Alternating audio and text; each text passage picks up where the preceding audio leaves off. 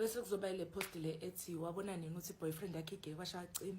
angiyazi ukuthi ithini kodwa something like that. Hawu mina iyake yangizalela ke nje endlini ngitshele mina story time guys. So ngangithana nalomfana yabo ubone endaweni makuthiwa muvela mhlawumbe uyintombazana umunhle bese kuthiwa iphi lenyoni yakho yabo bedele indoda yakho bese uthi hayibo yabo kuthiwa kumina siphi lesitabani sakho ngithi namusana ukubiza umntwana nestabani mina engqondo nami ngitshethi ingendlela agqoka ngayo that's why becabanga ukuthi istabani ngoba uyithanda le mpahla lezi zama stylist yabo. Okay angixoxela istory ngelinye ilanga ngibona ukuthi angeke ke la abamsukeli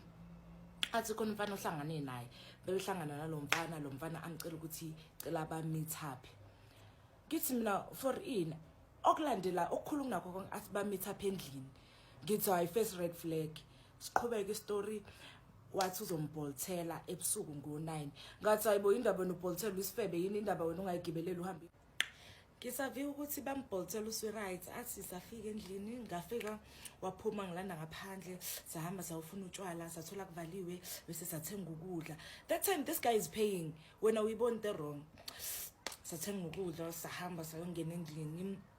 He had a bottle of wine efrijini then savula lelo wine and then ngabo 11 kuze kushawa 11 ngabo 11 kwanetha and then mina bese kumele ngibolt ngihambe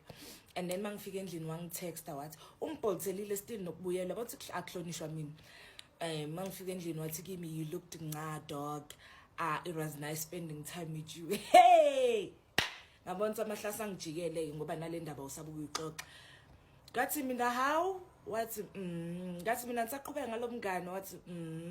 ngathi yazini buqhubeni ngodo mina ngiphume ngoba ngeke ngivike amantombazane ngiphinde ngivike nabafana wena uma ukwazi ukuthi uyospend isikhathi nabafana endlini ngoba ngazi ukuthi kwenzakala to be honest yindle